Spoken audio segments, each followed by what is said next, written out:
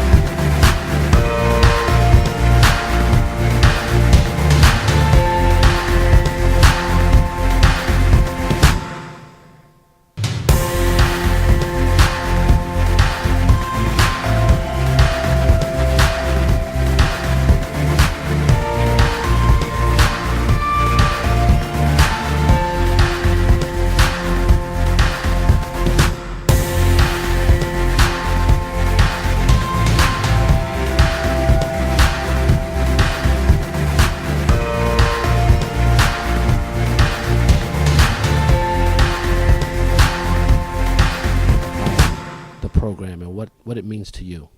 Well, Saturday Academy is basically where you could get your homework done. You could improve your grades.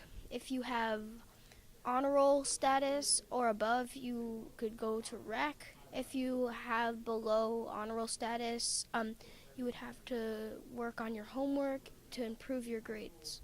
Nice. So how do you feel about the discipline part of the Saturday Academy? I feel it's really good. It really pushes you to work hard and like to try and be your best. Do you have any idea what you want to do when as a career?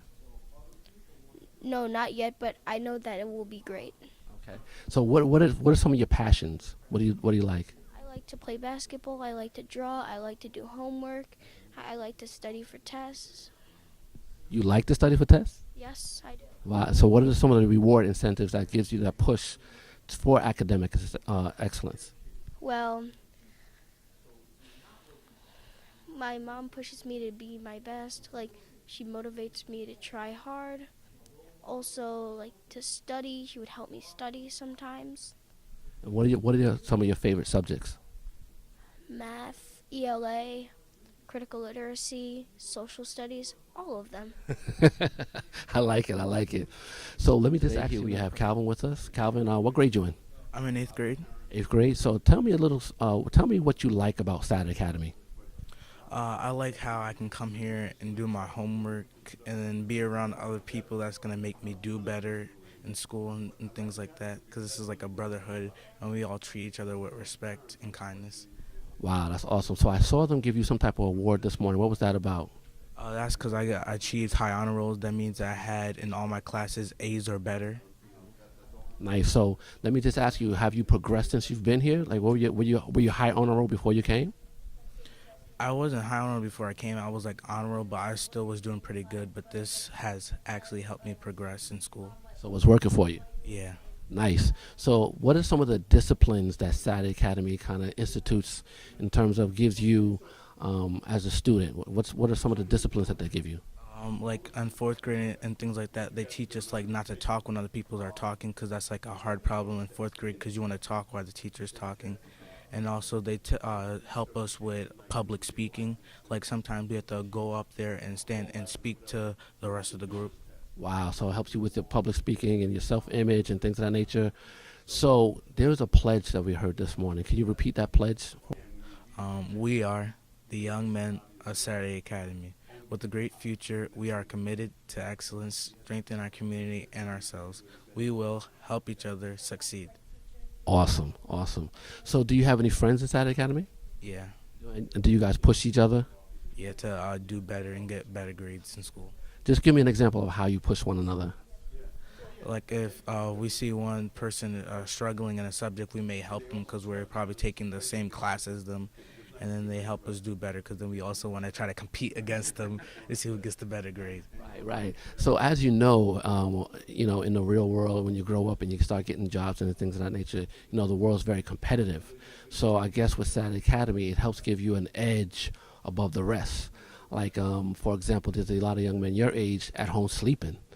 Um, but you're up bright and early. What time do you have to be here?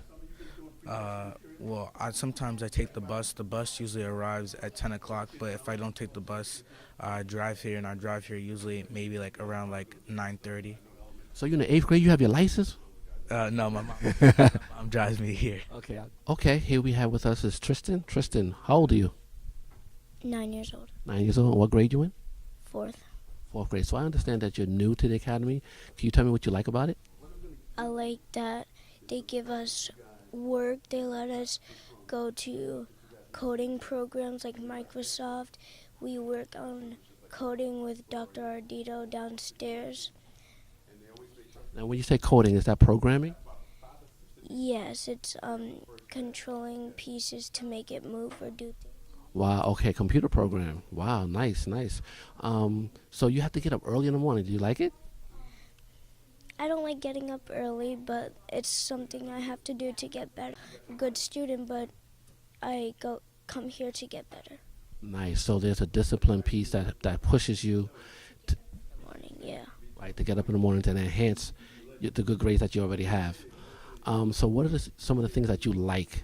Do you like basketball, football, soccer? So I understand that if you do well in terms of the academics, there's rec time. Yes, there is rec time. So that's one of the incentives that helps push you with your grades and to do better, to study harder, and things of that nature. What's your favorite subject? Math, Math, really? Why do you like math? because it's with numbers and it's just harder, I think, and I like challenging subjects. Challenging subjects, that's awesome. Do you know what you want to be when you grow up, or do you have an interest? Soccer player, Soccer player? engineer. Soccer player or engineer? Nice, nice. But you know you have to get good grades in order to go to either field. Yes. Nice. Tristan, thank you so much, man. We appreciate it, and continue the good work, man. We know there's a bright future for you. Thank you. Okay, here we have Mr. Raymond Tribble. He's here at the Saturday Academy program that he runs under the tutelage of the Youth Service Bureau. Am I correct? So just give me a brief synopsis about the Saturday Academy. You know, the Saturday Academy has been in existence for over 25 years, but I took over the Academy, I would say maybe 5 years ago. The Academy has gone through a lot of different phases. It's always been for African American and Latino males, because the research told us that African American and Latino males are the ones that needed the extra help, the extra push in order to be successful. And so what we do is we initially tried to bring in students who needed a lot of behavior modification, but that couldn't work in a 6-hour period. So we flipped it a little to try to get those young men who already are on track, who has the theory in their head that academics and education is important, and we wanted to add on and push that skill. And so now what we do is we ask the teachers, administrators at each school, there's 5 elementary schools here in White Plains, to send us their kids who help show leadership skills, academic promise. They have to have good ELA grades, good New York State math grades. And so, as I was saying earlier, we get about 50 referrals from each 5 elementary schools, about 10 from each school, every year. The program starts in October, and we run until May. So with those 50 referrals, we don't see the students' faces. We look at the criteria and the paperwork that the teachers send us, and we invite them to come to the academy. Now, the invitation is up to the parents to accept it. It's a free program.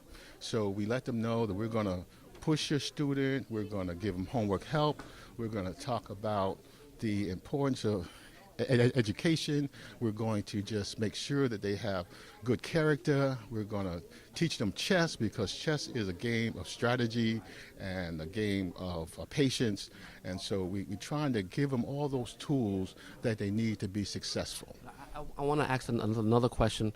So what about bridging that piece? I don't know if that was part of the vision in the beginning that you talked about those with the behavior issues, but what about the kids that might have that in their mindset that, I need academic success in order to make it in life, but they're not fitting the criteria for the academy? That's a good question, because what we do is now we'll take in some students who may not meet the criteria, and we'll put them with students that are really successful.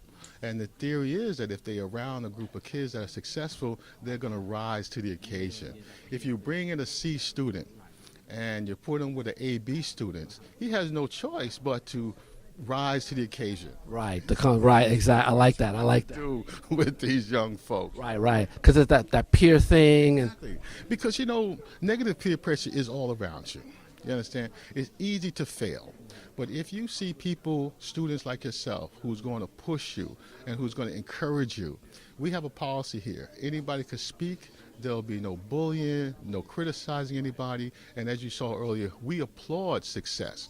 Now, these students bring in their report cards, bring in success stories from their school. They're able to do presentations in front of their peers because they want that accolade. They want someone to just say to them, good job, keep up the good work. Maybe they're not getting that at home, but they know when they come to the academy, we're going to acknowledge success.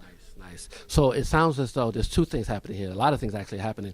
But one piece, you're building leaders, instilling leadership, making them being able to stand and present themselves in front of their peers.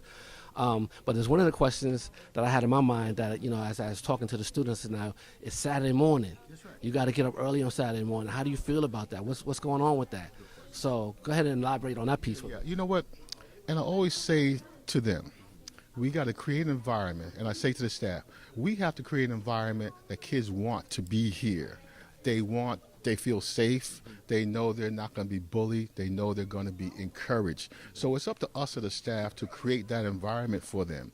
So parents have told me that these kids get ready on Friday evening to prepare themselves to come to the academy, and they have to bring a silent reading book when they first come. That's part of the program.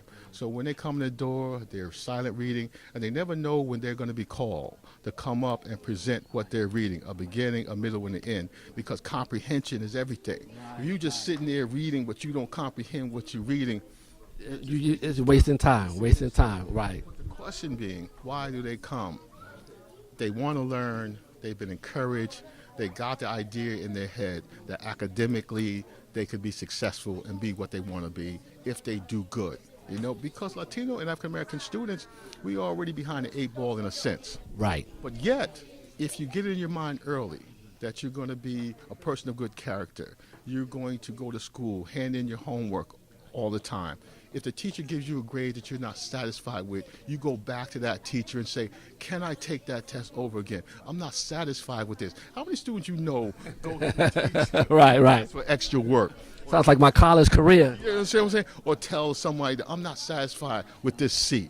Mr. Tribble and the rest of the staff at the academy says to me, this is not good. And you have to teach them. They're not teaching them that nobody's average. They're not average. And the C's average. That's right.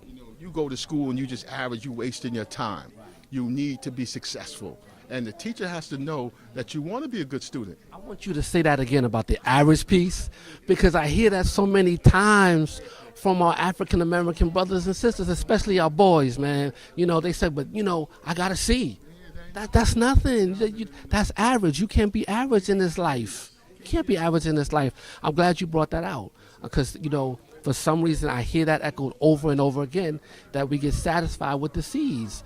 And, I don't want to belittle any job, anything like that, or career, but you can't be average in this life. You can't be average in this life. I'm glad you brought that out. One last question I have for you.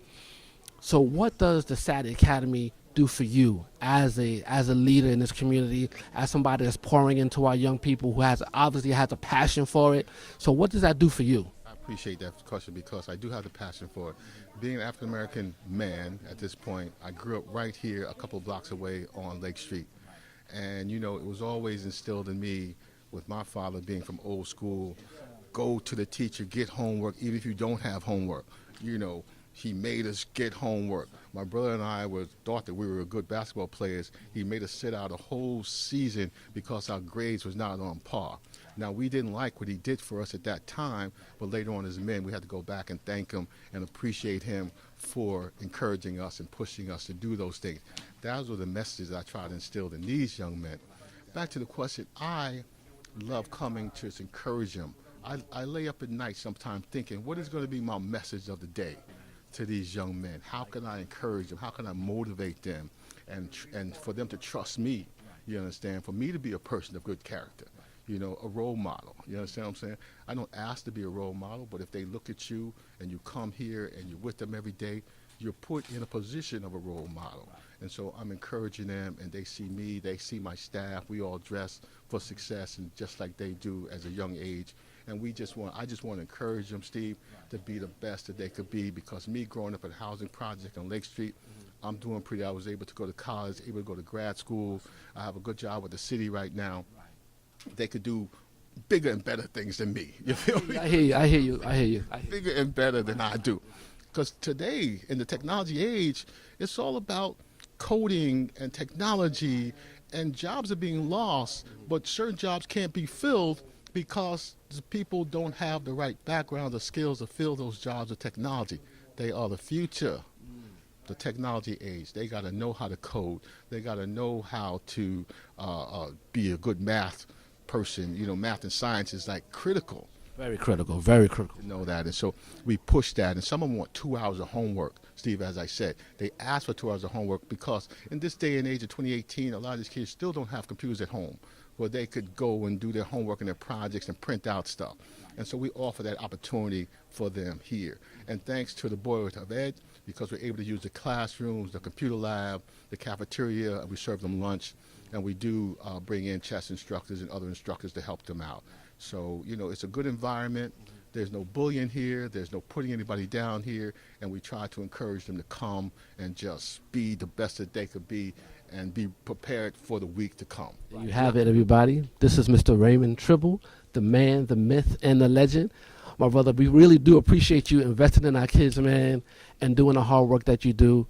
I mean, it's you can't put a value on the work that you guys are doing, and we appreciate your efforts. Thank you guys for coming to interview us and to see what the program is all about.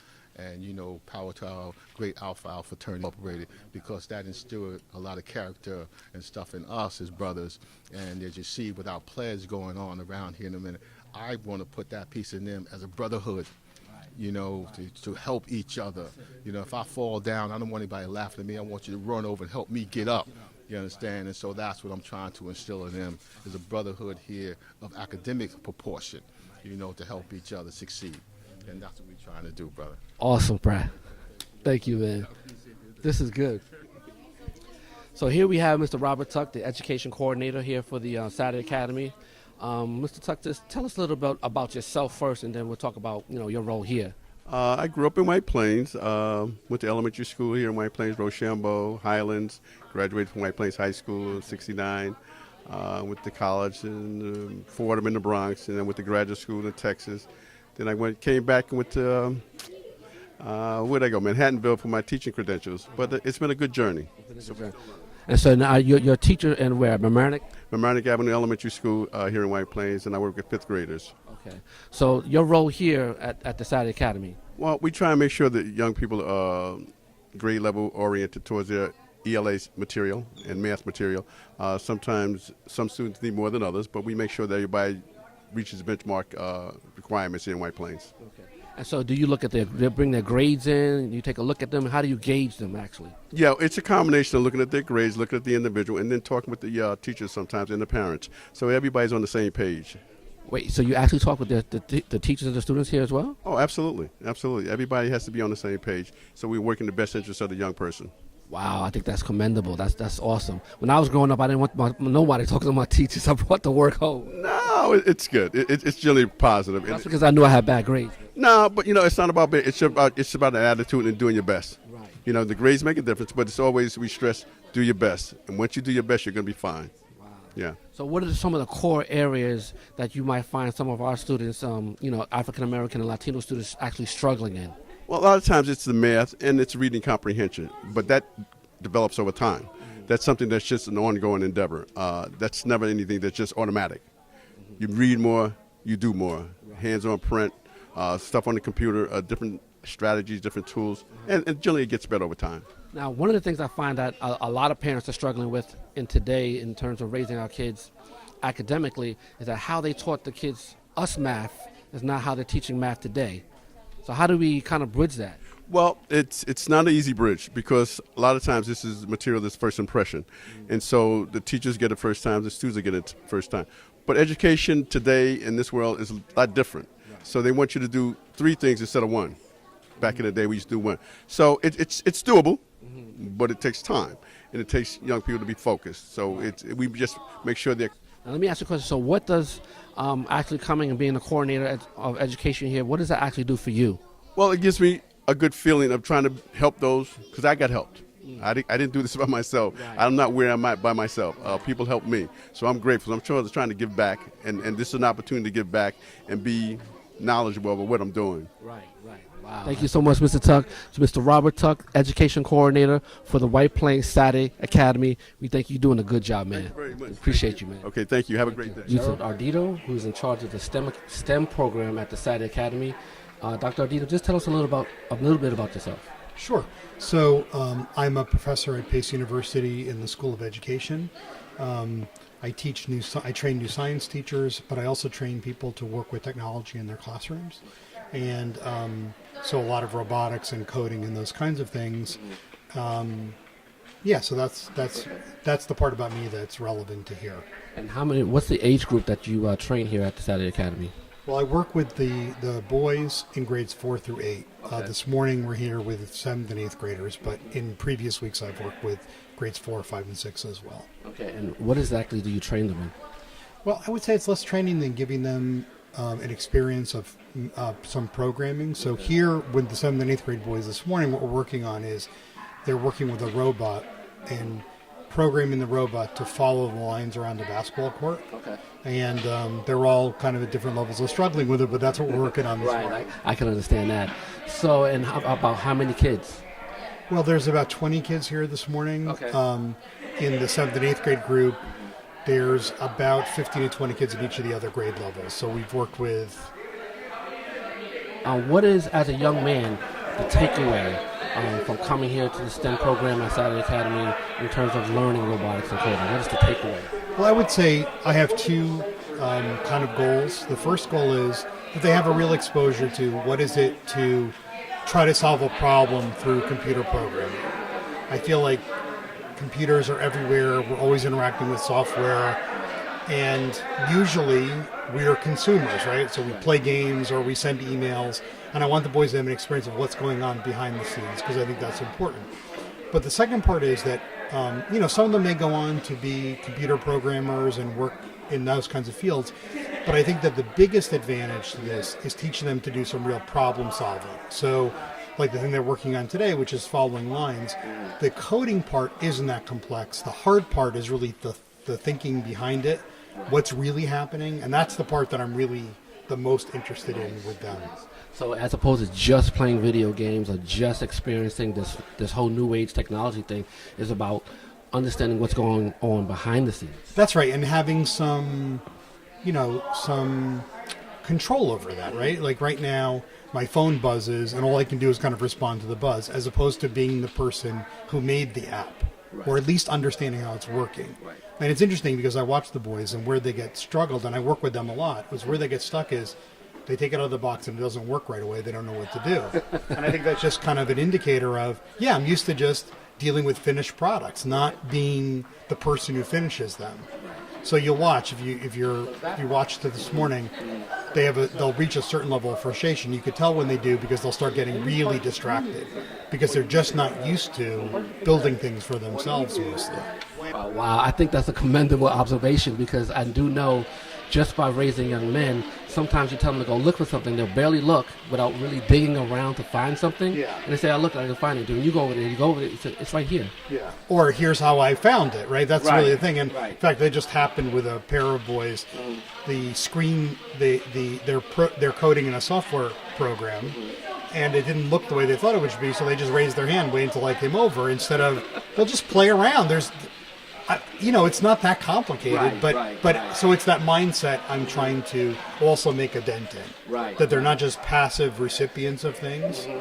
They're not just players of games or people with phones in their pocket, but they understand that things are designed by people to work a certain way, and that when you know that gives you more power, it gives you more control over things. And I think that that's a much more lasting skill than it's great. I hope that some of them do decide to go into robotics or artificial intelligence or something in software. But if they don't, those problem-solving skills are things they can carry with them all the way through. Wow. At least that's my hope. Wow. And I like that. That's a tremendous vision, tremendous insight, because they're not just learning something to do, but what's going on behind what they carry. Yeah. Wow. That's the way I see it anyway. Wow, I like that. I like that. Thank you so much for your time. Again, this is Dr. Gerald Ardito. And again, we want to thank you for everything that you're doing here at the Saturday Academy and the STEM program. And this is a tremendous value that you're pouring into our young men. Thank you so much. Thank you very much for taking the time. You're welcome.